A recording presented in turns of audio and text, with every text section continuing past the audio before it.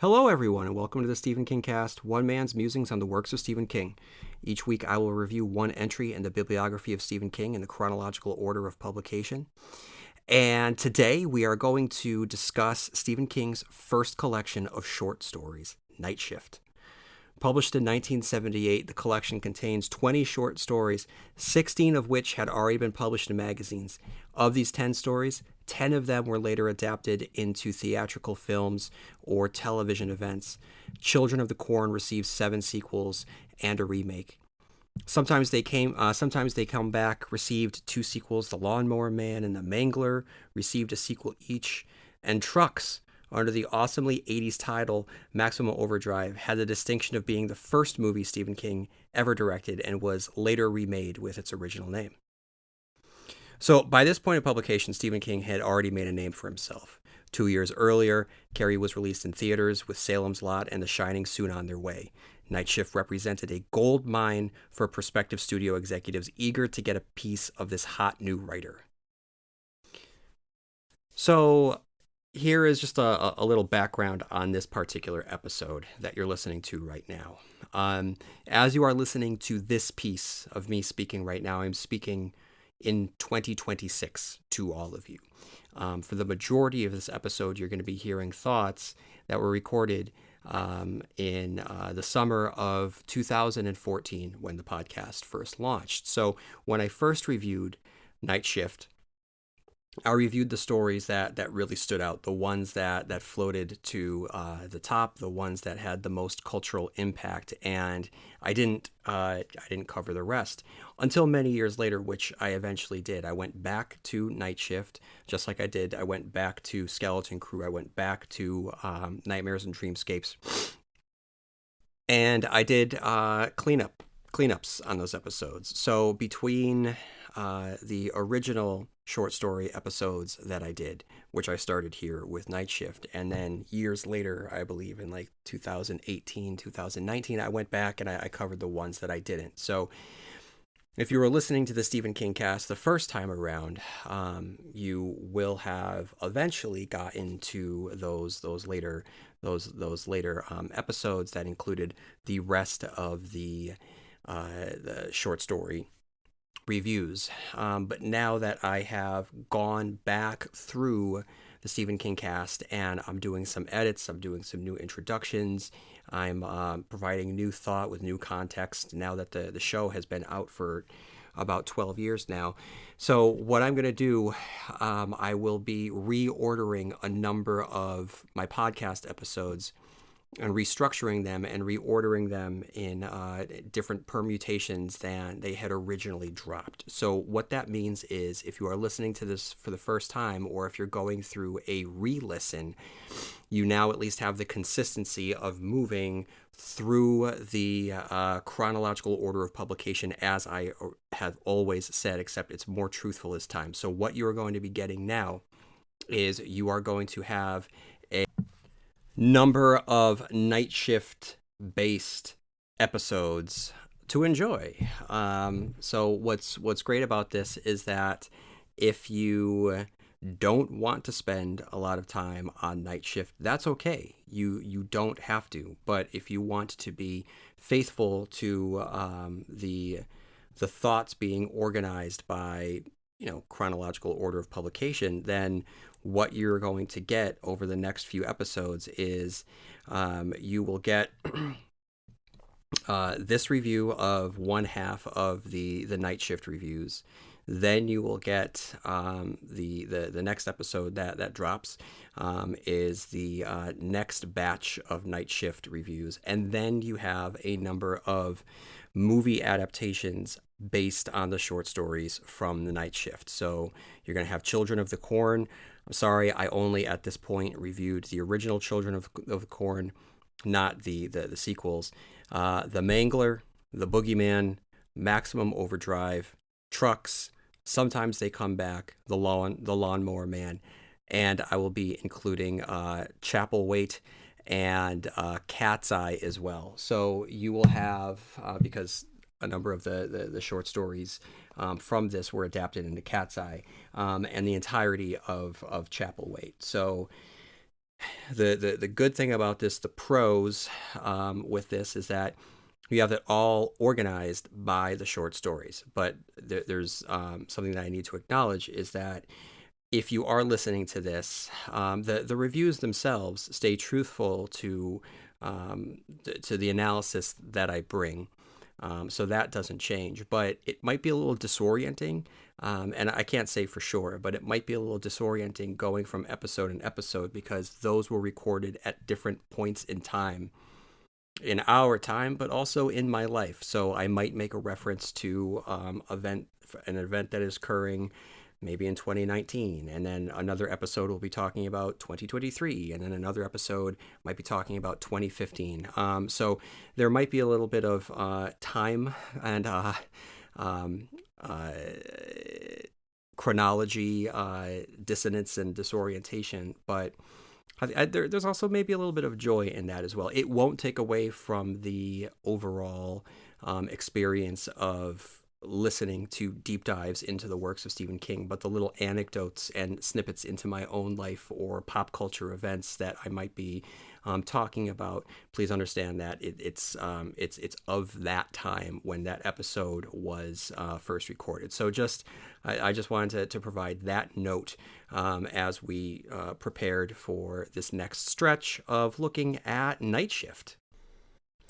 And one thing that I just kind of want to say, as I've been going through all of the episodes, and what I've been doing is I have been re-recording the intros, the outros, and the Wikipedia summaries. And I've been doing that because when I originally did this, I included music that was tied in, that would tie into the subject that I was talking about that day, and either it was that shared the same name, maybe it was name dropped by Stephen King in the book, or there was just some thematic connection.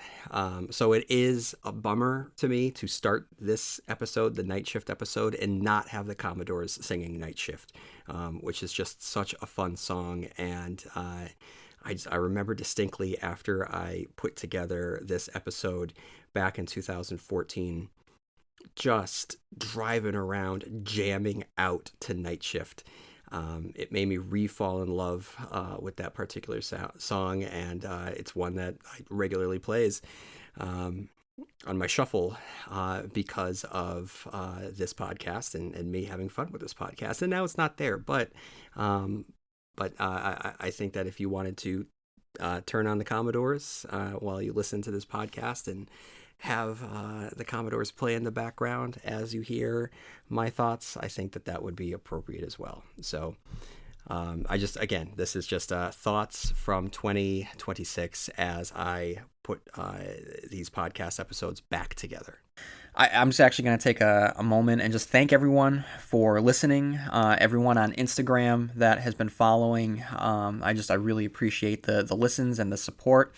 Feel free to send me an email at stephenkingcast@yahoo.com, or, you can definitely, find me on Facebook, Stephen Kingcast, and, like it, share it, and engage with this podcast, because I want to be able to start reading some emails, on the air to engage in a discourse. And actually, at the time of this review, last night, the rumor mill started spreading out on internet land that Matthew McConaughey was tapped for the role of Randall Flagg in the Stand movie, which it's not a casting decision I ever thought of, but it's one of those things, like, that's the perfect casting, and it needs to happen now. I wasn't sure how I felt about a Stand movie. As far as I know, it's a standalone movie, and I just don't think that they can cram everything into one movie. I'm fine for changing, a story to fit the needs of the medium that it's being adapted into. So I mean, if it's two movies, or if they just rework it, whatever. I mean, I'm not a director, and I leave that to the professionals. But this, I mean, Matthew McConaughey as Randall Flagg would be out of control. his charisma is exactly what someone would need to have in order to play Randall Flagg. He'd be able to lure you in with a smile and that charm, and then turn on you on a dime. And I can see Matthew McConaughey, being able to just go dead behind the eyes, which darkle in tint with insanity. It's the perfect casting, and as I'll get to in my review of The Stand, when we get to the point where the unabridged edition is released, when Stephen King's books were coming out, I mean, think of it this way: you had Carrie came out, they made a movie about Carrie.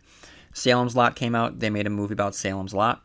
Shining came out, they made a movie about The Shining.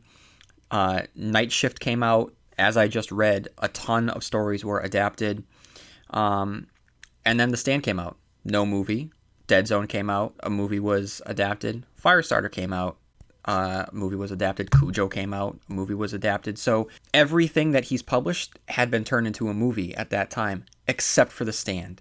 So there is an alternate world right now where The Stand was made in the late 70s or early 80s, and it helped, in that universe, there are famous quotes, there's iconic scenes, there are actors whose careers were made, and there's someone that played Randall Flagg out there whose performance, I'm sure, is just as iconic as Jack Torrance's, as Kathy Bates, as Sissy Spacek, and this character of Randall Flagg would serve as he is to all of the Stephen King fans, the number one Stephen King villain.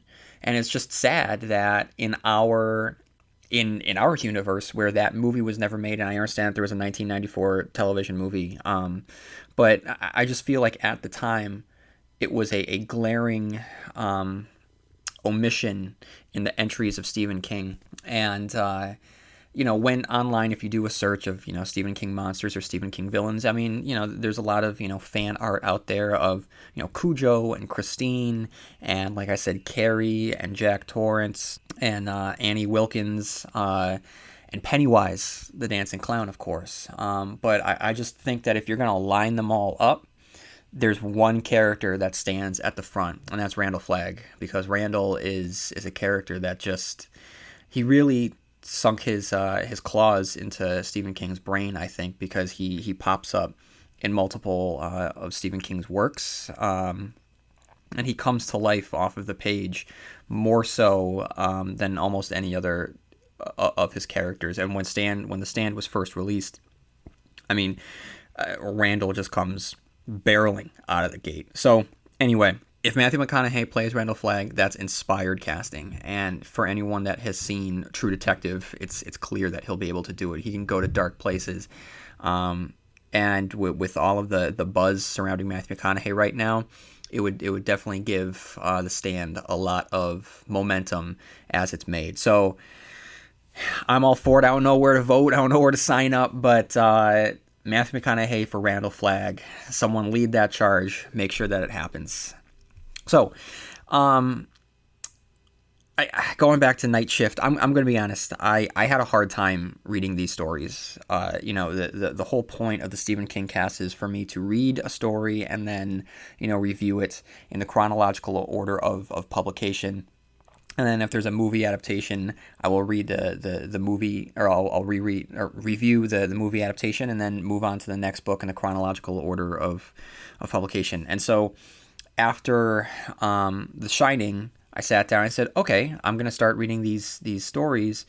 And my interest wasn't held, and I moved on, and I went on, I reviewed a couple of the movies, and I've recorded, more podcasts. I've read, at this point, I've read Firestarter, I've read Cujo, I've read The Dead Zone since then. I should be, reviewing this in order. So this review is coming after I've reviewed the other ones. But I just couldn't get invested in them. And it wasn't because I had, read them so often and was bored. I mean, in the case of most of them, I'd only read them once before. And when I was reading Salem's Lot, I couldn't wait to get to Jerusalem's Lot and One for the Road. Two stories that serve as bookends that hold up King's second novel. Yet when the time came, I settled down to read Jerusalem's Lot, I just couldn't engage. Now, I wound up going back, I put it down for a while, and I really, really started enjoying it. But I don't know, I don't know why I couldn't get into it the first time around. I think maybe when I first started, rereading this, it's because I knew that these stories had been written prior to Carrie and the novels that we've reviewed so far, or maybe I just wasn't in the mood. I don't know, but just even this morning, I sat down and I read some more, and I was just more thoroughly thrilled with it than when I first sat down. But regardless of my, waning interest with some of them and my more engagement with others, there is one chunk of the text that I found incredibly thrilling. And it didn't have anything to do with vampires, boogeymen, mutant rats, alien eyeballs, or haunted machinery. It was Stephen King's foreword to the collection. So what struck me is that this is the first time King steps into his books as a voice to speak to us. It's the first time he begins his dialogue with us, who he will later refer to as constant reader. This is the first time he adopts his Uncle Stephen persona, a friendly fireside storyteller who will thrill us, make us laugh, and scare us. Here he's playing up the ladder, coming off the heels of Carrie, Salem's Lot, in The Shining. In fact, the introduction, "Let's talk, you and I, let's talk about fear," and the subsequent description of the cold winter rain falling on his empty house feels less like an introduction by an author and more like an introduction you'd find from the Crypt Keeper from Tales from the Crypt comics that King grew up with. And that's an important note, because nowadays pop culture references and inspirations are a large part of storytelling narratives. But back when Stephen King premiered, it wasn't as part of the culture to the extent that it is now. Because King grew up reading old EC and Marvel comics, it should come as no surprise that he introduces the collection of short stories like, just as I stated, the Crypt Keeper, the Vault Keeper, the Old Witch, or even Stan Lee himself, whose term for his fan, true believer, is what Stephen King calls constant reader. So with the introduction underway, King uses repetition, writing and rewriting variations of let's talk of fear to weave a spell around us, almost like a snake charmer. He then begins a treatise on the importance of the horror genre, placing it into historical context, ranging from Beowulf, touching upon Poe and Tolkien. And this shows a great deal of humility by not spotlighting himself at all. And I wouldn't have blamed him. He was the hot new guy on the block. But in fact, he argues that the horror genre speaks to the human condition, not specific to any one writer or reader. His argument is that we embrace this type of fiction because of the therapeutic qualities, a way to cope with fear, and that which we can't either understand or generally like to avoid, like death. Fear has always been big, King writes. Death has always been big. These are two of the human constants. But only the writer of horror and the supernatural gives the reader such an opportunity for total identification and catharsis. Furthermore, without using that word, he speaks of zeitgeist, explaining how particular stories emerge from this type of fiction as a result of the collective unconscious of our society at that particular time as a way to deal with the societal issues plaguing us at that moment. He describes the fear of the teenage youth in the 1950s and the popular horror movies that spawned from the collective fear. And this continues to this day. I mean, just look no further than the years following 9/11. We saw movies about torture, like Saw and Hostel. Those were all the rage. Now, why is that? Might it have something to do with the feeling of complete helplessness that we felt following those attacks? I think so. I don't quite get how a society works and how the thought process molds across a collective unconscious, but I find it fascinating. And Stephen King is later going to return to this concept in Lisey's story much later on in his career, and he is going to actually take this concept and turn it literal, that there is an existence, a large pool from which creative types draw from. So it's not just a coincidence that certain things are being published or created very similarly at the same time. It's because all of these creative types are going and drawing from the exact same pool. And I think that comic book writer, author of Watchmen and V for Vendetta, Alan Moore, I think that he believes in this as well, that there is a source of energy that the creative types draw from. Which is interesting, and I would love for that to be true. Is it? I don't know. I can't say. There's only so much that my brain is meant to comprehend. But King writes, "Fear makes us blind, and we touch each fear with all the avid curiosity of a self-interest, trying to make a whole out of 100 parts, like the blind men with their elephant. We sense the shape. Children grasp it easily, forget it, and relearn it as adults. The shape is there, and most of us come to realize what it is sooner or later. It is the shape of a body under a sheet. All of our fears add up to one great fear. All of our fears are a part of that great fear, an arm, a leg, a finger, an ear. We're afraid of the body under the sheet. It's our body. And the great appeal of horror fiction through the ages is that it serves as a rehearsal for our own deaths." It's morbid, but at the same time, it makes total sense that it's therapeutic. It takes something that is not entertaining at all, and it dresses it up. And, when I go about my day, I don't really like to think about death. I don't like to think about mortality. I don't like to think about these things. I like to just enjoy the moment. I like to enjoy now. I like to, spend time with the people that I'm closest with and, pursue my interests and just, enjoy life.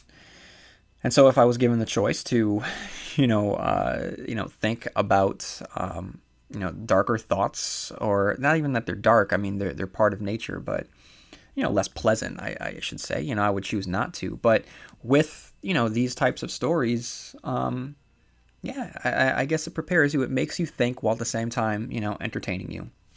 So I just, of all of the stories in this collection, I believe that the foreword by Stephen King is the most important text in this collection, because it's Stephen King starting to be the Stephen King that we know, the Stephen King that will speak to us, the Stephen King who is putting his philosophy out there. And I think that he's later going to take this and expand upon it with his nonfiction Danse Macabre. So from this point forward, I'm just going to get into some reviews about some of the stories here. I'm not going to review each of the stories, but just a handful of ones that I think are the strongest entries or the most notable entries, and then afterwards, I'll give some notable mentions. I'll discuss some Stephen Kingisms that I find, and make sure that you stick around for next week as I review probably the most famous adaptation from these stories, the Children of the Corn. So the first that we'll talk about is the opening entry from the collection after the foreword, and that's Jerusalem's Lot. So as everyone knows by this point, hopefully, if you are completely new to Stephen King, then Stephen King's first novel was Carrie. His second novel was a story called Salem's Lot, which is just the nickname for the town known as Jerusalem's Lot. So what he does here, Stephen King, although I believe this was written before Salem's Lot, Stephen King gives some backstory to that particular town. Now, there's a couple ways of looking at it. That this story does, in fact, take place in the same universe as Salem's Lot. So during the events of the King's second novel, we should know that this is the backstory, that there was this large worm underneath the ground, and there had been a town that had once been there, and it all disappeared, and so that's the backstory. Or it takes place in another universe with its own set of rules, and maybe there was never a town that was rebuilt on top of that. Maybe Ben Mears never came to town. So regardless, Stephen King does revisit the concept of this particular town. So from Wikipedia, I'm going to read the Wikipedia summary and then get into the just some Kingisms and just talk about it a little bit. So from Wikipedia, Charles Boone, in a series of letters addressed to an acquaintance nicknamed Bones, describes the arrival of himself and his manservant, Calvin McCann, at Chapelwaite, the neglected ancestral home of Charles's estranged late cousin Stephen. While running errands, Calvin finds that many people in the nearby town of Preacher's Corners think them mad living in the mansion. The house is said to be a bad house with a history of sad events, disappearances, and mysterious noises, which Charles attributes to as rats in the walls. Not long after their arrival, Calvin finds a hidden compartment in the library. It contains an old map of a nearby deserted village called Jerusalem's Lot, a mysterious area that the townsfolk avoid. Their curiosity piqued, Charles and Calvin set out to explore the village the next day. The two men find a quaint yet severely decayed Puritan settlement. The village, in Charles's words, is sour. It is clear that no one has set foot in the town since its abandonment, no looters, collectors, children, nor animals. As Charles and Calvin explore a church described on the map, they discover an unspeakably obscene parody of the Madonna and Child, as well as an inverted cross. At the pulpit, they find a book filled with Latin and Druidic runes entitled De Vermis Mysteriis, or The Mysteries of the Worm. When Charles touches the book, the church shakes, and the two men sense something gigantic moving in the ground beneath them. The evil of the place overcomes both men, and they quickly leave the town. Later, in Preacher's Corners, Charles becomes feared and cursed by all, to the point of being chased away from one house with rocks and guns. Charles turns to the Chapelwaite's former maid, who gives him information about its connection with Jerusalem's Lot. She reveals that a long-standing rift in Charles's family was caused when his grandfather, Robert Boone, attempted to steal De Vermis Mysteriis from his brother Philip, presumably to destroy it. She explains that Philip was a minister who was heavily involved in the occult.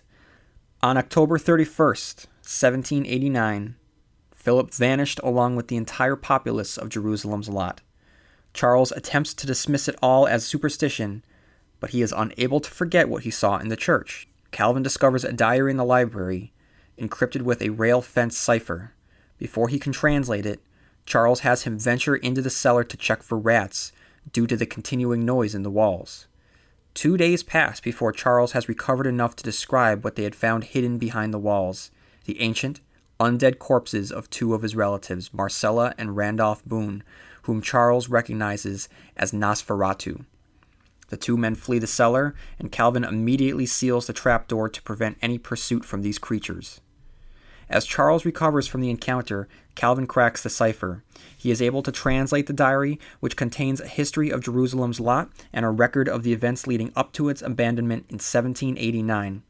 It is revealed that the town was founded by one of Charles's distant ancestors, James Boone, who was the leader of a cult of witchcraft and inbreeding that had split from the Puritans. The journal explains how Philip and Robert Boone took up residence in Chapelwaite, how Philip was taken in by Boone's cult, and how he acquired the De Vermis Mysteriis at Boone's behest. Philip descended into madness. Philip and Boone are said to have used the book to call forth a supernatural force referred to by Philip as the Worm. In his final entry, Robert curses the whippoorwill birds that have descended upon Chapelwaite. Charles feels compelled to return to Jerusalem's Lot. Calvin does his best to prevent it, but he eventually gives in and accompanies his master to the village. Returning to the church, they discover a horribly butchered lamb on the altar, lying on top of the book. Charles moves the lamb and takes the book, intending to destroy it, but a congregation of evil undead entities begin to emerge, including James Boone and Charles's great-uncle Philip. Charles becomes possessed and begins to chant, summoning forth the worm with an ancient spell. Calvin knocks down Charles, which snaps him out of his possessed stupor. Charles then sets the book on fire. The gigantic worm lashes out from below, killing Calvin, but then disappears. Before Charles can recover Calvin's body, James Boone emerges from the worm's hole, forcing Charles to flee the church once more. In his final letter to Bones, Charles announces his intention to commit suicide, thereby ending the Boone family line and its connection to the evil of Jerusalem's Lot. The book concludes with an editor's note that attributes Charles's letters, as well as the death of Calvin McCann, to insanity, dismissing his claims of supernatural occurrences in Jerusalem's Lot. Finally, the editor notes that Charles was not, in fact, the last of his line, that a bastard relative still exists, the editor himself, James Robert Boone. He has moved to Chapelwaite, hoping to clear the family name, and notes that Charles was right about one thing: the place badly needs the services of an exterminator. There are some huge rats in the walls by the sound. The note is dated October 2nd, the same date as Charles's first letter. So this is very Lovecraftian. So if you don't know, H.P. Lovecraft was a horror author in the 1920s and 1930s who specialized in the weird, capital T, capital W. If I didn't know who wrote this, I would have assumed it was a Lovecraft tale. It's composed of letters, in this case from one colleague to the next. The writer brushes up against forces his mind is not meant to comprehend and is driven to madness, in this case suicide. Furthermore, it includes a giant monster to whom others pay worship, one that has a dark religion built around it. But what makes this an homage to Lovecraft is its similarity to the story The Rats in the Walls, which bears a striking resemblance to this story, a story in which a family moves into their ancestral estate, which has its own dark past, and rats in the walls, with the exception being they're not really rats.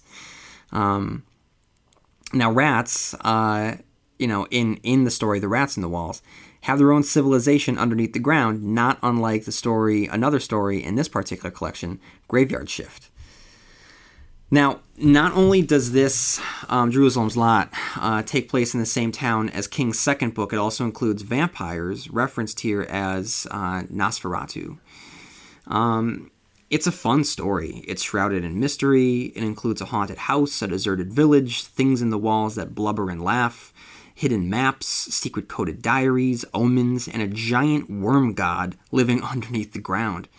When they follow the hidden map to the deserted village, it invokes another classic Stephen King story also found within this collection, Children of the Corn, and later on, Desperation. So we have some Stephen Kingisms found here.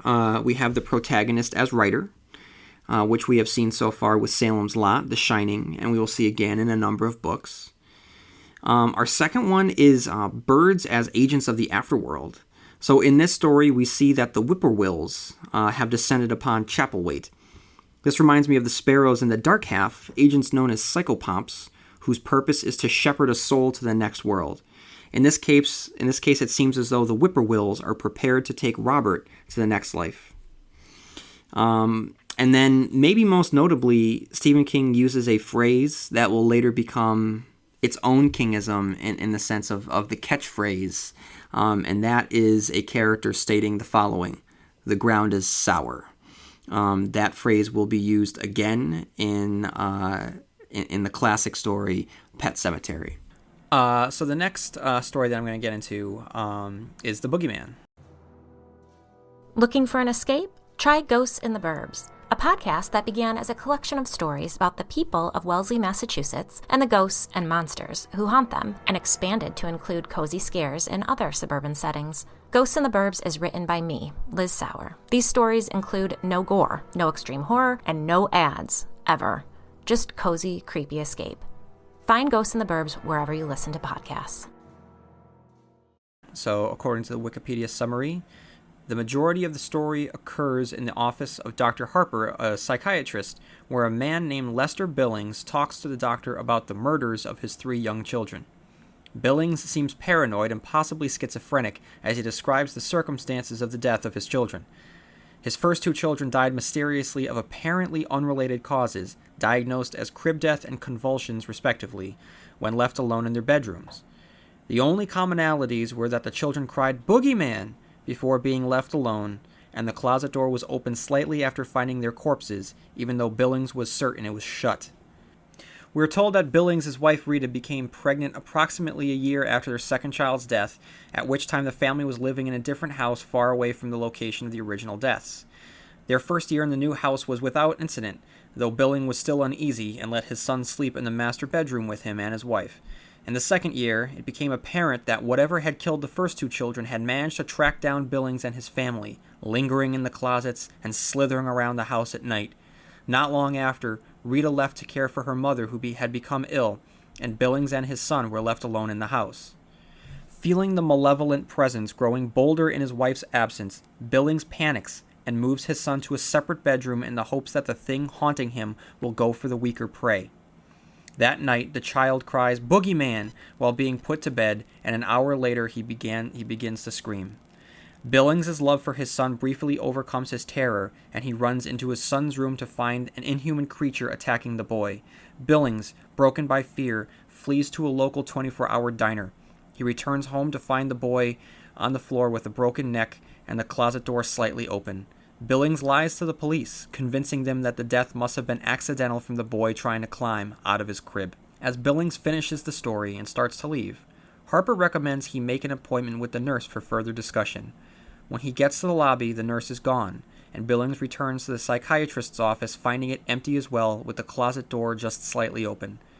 Billings hears a voice from the closet as the door swings open, and he finds himself face to face with the boogeyman as it casts off the disguise it had been wearing when it posed as Dr. Harper. So, King creates a wholly unlikable protagonist with Billings. He's a misogynist. He refuses to be wrong, even when he suspects that something's killing his children. Rather than die at the hands of an unseen force and have the children sleep in the bed for fear of growing up weak. Thankfully it's a short story, so we don't have to spend too much time with this character. However, regardless of how we feel about Billings, this character fits perfectly with the EC Comics tone established with King's foreword. Whether it's a conscious or unconscious decision, I could very easily see this playing out in either the pages of a comic book or on television in an episodic anthology like Tales from the Crypt or Tales from the Dark Side. In fact, there are shades of what we would later see in It. Found in the paperback edition, I would say on the bottom of page 101 and 103. In fact, I would say that the boogeyman itself is the prototype for the creature in It. So it's really not hard to imagine that the boogeyman is either related to the same interdimensional species of the entity found within It and Dandelo from the Dark Tower, or it could just be a facet of the main character from It. But it's definitely clear that even earlier in his career, Stephen King was fascinated with the concept of the monster and the monster, playing with us. Now, with that said, even though they do share some commonalities, shape-shifting, preying on children, like I said, there's a prototype, and I think it's much more fully formed when he gets around to It. So it's a fun story. I'm sorry. It's not a fun story because it does deal with the death of children. But, like I said, it's something that you can easily see in a little, comic book or like Tales from the Crypt. But there's something, and there's a twist at the end, but the twist itself to me just raises questions that I don't think are meant to be raised on the part of King. Billings walks out. Oh, there's no nurse there. He goes back in, and then Harper isn't there. Then Harper comes out of the closet, but except it's not Harper. It's the boogeyman, and he's holding a Harper mask. So one way of looking at it is Harper was killed by the boogeyman and then just replaced in that session. Or I don't know what the other option is. Are we just led to believe that the boogeyman, went to school for psychology for 4 years and just cracked the books really hard just so he could play this prank one day on Billings? Does he? I don't know. I that to me didn't really add up unless he has abilities to shape the world around him, which would mean that he could create a projection of the secretary out in the lobby. I don't. The logistics of this don't really seem to add up too much. But anyway, that's nitpicking something that should just kind of be a twist. Even though to me the twist, I don't want to say that doesn't make sense. It makes sense. Like I said, I just don't think that it holds up. So there's a couple Kingisms here. The one is that we see this creature that is very similar to the creature that we see in It. And the second one is, again, the one that makes me the most uncomfortable, and that's racism, to remind us to not like a character, in this case Billings. We see him, saying some inappropriate things, and to me it's unnecessary because by this point the guy already is, he's a misogynist. He's this tough guy that doesn't want children to be weak. I don't like him. I don't need him to be racist on top of it. It's just, to me, it's a little bit overkill. So, I very quickly want to talk about Battleground, which is a bonkers tale. I didn't expect to actually sit down and do a review on Battleground, but I thought it was very effective. It's fun. It, again, falls under what you would expect out of an EC-styled story. I can see this, again, as a comic book. I can see it, on a, if I was 12, 13 years old and watching Tales from the Crypt at 11 o'clock at night on a Saturday. It's something that I can see, and if you're thinking of these stories in those terms, it's so effective. Nice twist little ending. I wasn't aware that it was made into an episode for the Nightmares and Dreamscapes television event a few years back. I haven't seen it, but now having read it again, and I did not remember this story, but I really enjoyed it. It was just fun and ridiculous. Just the concept of an assassin versus these crazy toys, these killer toys. And there's a little bit of a Kingism there with the concept of, this curse which comes out of nowhere. Well, not nowhere, but we don't live in a world where curses tend to happen. But it definitely made me think of the Richard Bachman story, Thinner. And I'm going to get to Thinner when I discuss the Bachman books. So you might have actually questioned why I'm not, if I was really doing the Stephen Kingcast in order in the chronological order of publication, I would have touched upon the Bachman books by now. And I'm not, because I was just waiting for each of the Bachman stories to be collected under the Stephen King title, the Bachman books. Another story I didn't really expect to actually sit down and review was Trucks, because my remembrance of Trucks really is more the remembrance of Maximum Overdrive, starring Emilio Estevez, brother of Charlie Sheen, and starring as the villain, the Green Goblin. Actually, the mask for the Green Goblin truck is better than any of the masks for the Green Goblin that have appeared in the live-action Spider-Man movies. But that's neither here nor there. But I didn't remember the short story being so quick and to the point and just, raises the questions of what is going on, and it puts you right there in the moment. And I didn't think I was going to actually really enjoy it, and I did. I did enjoy it. So, from Wikipedia, the story's narrator and a handful of strangers find themselves trapped together in a freeway truck stop diner after semi-trailers and other large vehicles are suddenly brought to independent life by an unknown force and proceed to gruesomely kill every human in sight. The 6 survivors hiding in the diner include the narrator, as well as an elderly black counterman, a trucker, a young man named Jerry, his girlfriend, and a salesman named Snodgrass. As the story begins, the counterman and the trucker attempt to radio any other survivors, but the two-way radio falls short for unknown reasons. Snodgrass, cracking under the strain, attempts to flee across the stop's parking lot and is hit by a truck. Snodgrass gets propelled into a drainage ditch, taking hours to die from internal bleeding. The situation worsens when the diner's power goes out. The counterman instructs the survivors that they will need to consume the perishable meats and collect good portable water from the restrooms. While the employees' restroom is inside the diner, the men's and ladies' room are by the outdoor gas station, and the narrator's attempt to gather fresh water from those places nearly cost him his life when the trucks realize what he is trying to do. Sometime later, a note of hope appears when the trucks begin to run out of gas, and a few literally stand still from lack of fuel. An enormous semi-truck noses up to the diner and starts blasting its horn at erratic times. Jerry remembers from his time in the Boy Scouts that the horn blasts are Morse code and translates that the trucks are demanding humans start pumping the fuel, to which the trucks assure they will not attack people who refuel them. The narrator is outvoted when he suggests they comply with this, and a bulldozer arrives and proceeds to attack the diner. The narrator and Jerry destroy the dozer with improvised Molotov cocktails, but the diner is half destroyed, and Jerry and the trucker are killed. The remaining 3 humans surrender, and taking turns, start pumping the gas into the mile-long string of waiting trucks. When the narrator exhausts the fuel reserve of the truck's stop's gas station, a fuel tanker arrives to replenish the fuel cisterns. When the narrator is at a point of collapsing, he is relieved by the counterman, who starts pumping his gas for his shift. The narrator says that he will have to show the girl how to handle a fuel pump, and that she had better stop being so dainty.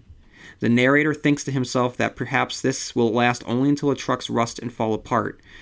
But he then has a grim vision of forced assembly lines churning out new generations of trucks, and the trucks doing great efforts such as draining the swamp and paving much of the wild backcountry, where much of the world, maybe even the oceans, will be flattened out and remade in its new master's image. The story ends as a pair of planes fly overhead, and the narrator laments, "I wish I could believe there are people in them."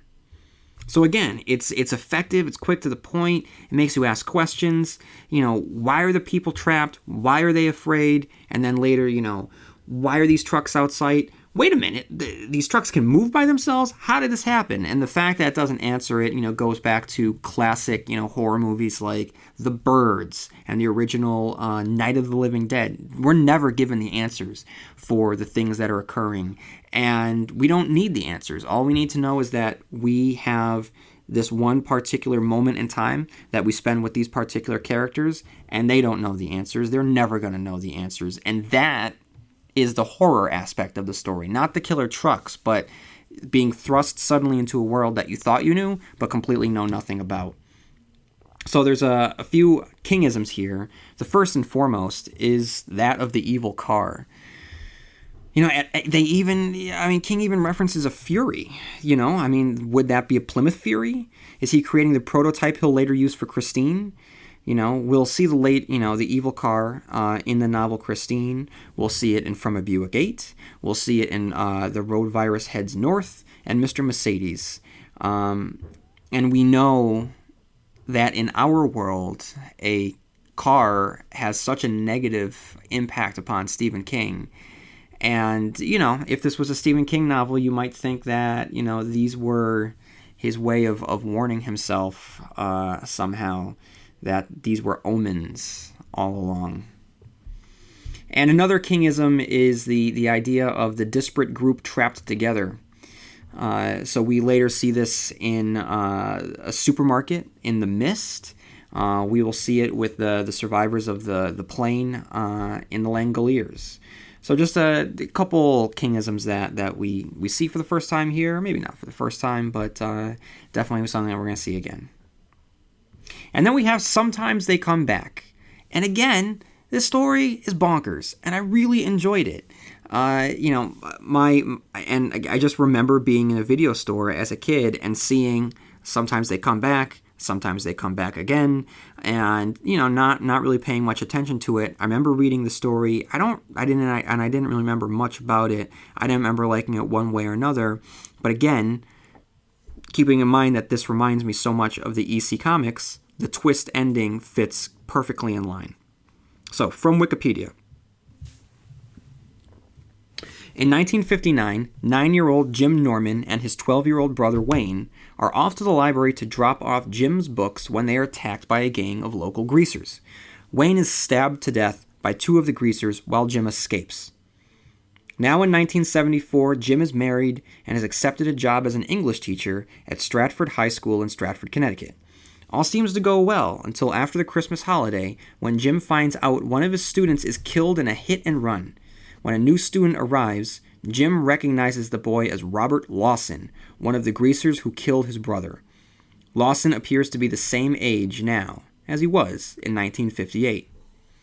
Another student falls to her death a week later, and another of the greasers, David Garcia, joins Jim's class, also appearing to be the same age as he was in 1958. When a third student disappears, after expressing his concerns about the suspicious new arrivals to Jim, the third greaser, Vinnie Corey, is added to the group. Now terrified, Jim calls on an old acquaintance, a policeman who knew him and his brother, named Donald Nell, for information on the greasers. It is soon revealed that the three boys died in a car accident soon after Wayne's murder. They were electrocuted when they crashed the car into a telephone pole. Not long after Jim finds this out, his wife Sally is killed by the greasers. Jim takes justice into his hands by calling forth a demon to defeat the dead greasers. Before the greasers can try and kill Jim, the demon arrives in the form of Jim's dead brother and proceeds to vanquish the greasers. However, the demon, still in the form of Wayne, warns, "I'll come back, Jim," which leads Jim to realize that the demon he has just summoned may be more difficult to rid than the three greasers. So by beginning with the job interview, it's a great way to deliver exposition. It's quick and in service to the story being told. We learn everything we need to know about Jim Norman. He had a nervous breakdown, his wife was hit by a car, and he promised to his then dying mother a career in teaching to honor the memory of his dead brother. And he leaves the interview, we learn he has secrets. So it's just an effective way, right away, to establish, some information that we need to know in order to get the most out of the story. Stephen King doesn't have a lot of time to do it in other more organic ways, so this is a shortcut for us to just get a good dose of this information that feels, still organic. So good job, Mr. King, on that. So I want to point out the dream sequence, which is actually a memory Jim has of the day his brother had died. Now, aspiring writers, take note of what King accomplishes here and how he does it. Set within the tunnel beneath an oncoming train, the scene escalates and escalates as the train approaches. The boy is getting more physical, Johnny wets himself, and then the train is there. Once it's there, the switchblades come out. By intertwining the threat of violence with the oncoming train, King provides a vehicle for the tension, an image that we can picture firmly in our minds. The scene is necessary for the climax of the story in which Jim summons the demon and recreates the oncoming train, which just creates just a nice sense of tension, and it shows that he has now taken control of an uncontrollable situation, placing himself as a controller of the supernatural. So the short story itself is surreal. Reality is operating under a logic no one tries to understand. It's dream logic. Have you ever had a dream where two contradicting things occur at the same time? You were you, but not really? You're in your house, but it's actually a neighbor's house? Dream logic. Dead teenagers from your youth transferring schools through time and space to join your class? Dream logic. So Jim Norman is a proactive character, and he's rather brave. For someone who knows that the dead murderers of his youth have returned from the grave, the fact that he stands up to Vinny in the classroom is a testament to that bravery. And ultimately, I just, the concept of him all of a sudden just being in his classroom with this occult book and knowing how to summon forth the demon, that's why at the beginning I said that I was bonkers, because it goes from a story where he's just being pursued by ghosts pretty much to, I don't know, it just takes this next step. It gets this promotion that I think is just it's a good little twist ending. And although it's a short story, we definitely have some Kingisms involved. So the first and foremost I would say is that of the evil greaser. We first saw the evil greaser. It was Billy Nolan in Carrie, and we'll see him again as Henry Bowers in It. And on page 146, Stephen King takes some time to describe the school and just the description itself. And I apologize, I have my notes, I just don't have the book on me right now. But the description itself just reminded me very much of the Overlook Hotel. A description, the description would have fit the Overlook very well. And then we have, if King isn't writing about writers, he tends to be writing about school teachers. So we have Jim Norton here.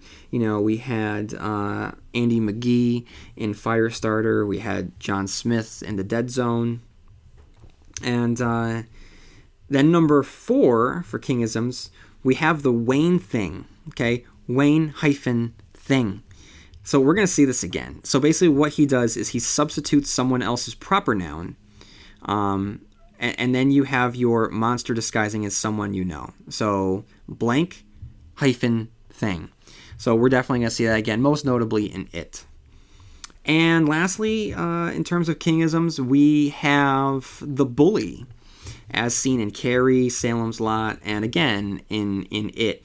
So the more I do these reviews, the more it seems that all roads lead to It here. That these are all just rough drafts of the classic that he's going to wind up writing.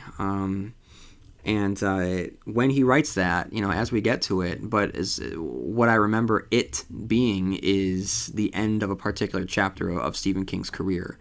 And I can see why, because he will have given his definitive stance on all of these Kingisms that I've been referencing here. So keeping with these just crazy stories, and with the dream logic that I just described in and sometimes they come back. We have the Lawnmower Man. Now, when I mention the Lawnmower Man, you might think of the Jeff Fahey, Pierce Brosnan movie, which involved the Shop from Firestarter. This is not that story. I mean, that movie, Stephen King wanted his name taken off of it. This is a completely different story. What the hell is going on? It's crazy. It is a strange fever dream of a story. This is what Wikipedia has to say. It's summer, and Harold Parkett is in need of a new lawnmower and a boy to help. The summer before, a neighbor's cat was accidentally killed when another neighbor's dog chased the feline under the mower. Harold has been putting off hiring new help for the summer, but when he sees an ad for a mowing service, he calls. A van reading Pastoral Greenery soon pulls up to Parkett's home.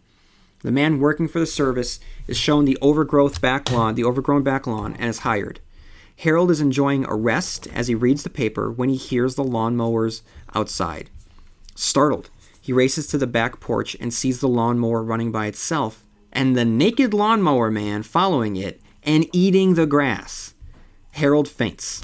Now, what the Wikipedia summary does not state is that not only is the naked lawnmower man following the lawnmower eating the grass, the naked lawnmower man is on all fours eating the grass. When Harold revives, the lawnmower man explains that his behavior grants substantial benefits and that he makes sacrificial victims of customers who can't appreciate the process. Parkett, although unnerved, allows the lawnmower man to return to work. As soon as the man is out of sight, Harold desperately calls the police, but is interrupted by the lawnmower man. The lawnmower man briefly chases Harold with the lawnmower before brutally slaughtering him.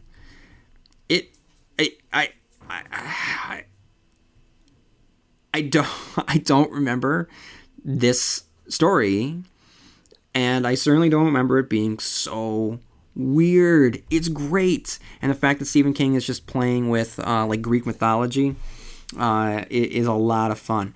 And the lawnmower man, as creepy as he is, also is strangely charismatic. And having just watched True Detective, I had for those of you who are True Detective fans, you might know where I'm going with this. I'm not going to spoil anything. For those of you who have not seen True Detective, although you should go out and see True Detective right now. But there's a particular character that I just kept thinking of the entire time as I was reading about the lawnmower man. It's a great, weird little story. I strongly recommend it. I didn't find necessarily any Stephen Kingisms, and there's really not much for me to say about it other than it's weird and I liked it.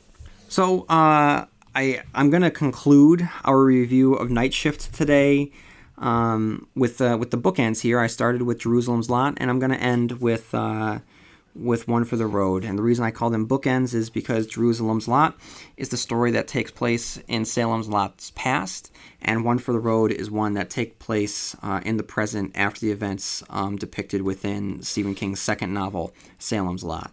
Wikipedia states, this tale is narrated by the first person by Booth, an elderly resident of a small town that neighbors Jerusalem's Lot, Maine. The main part of the story is set a couple years after the events of Salem's Lot.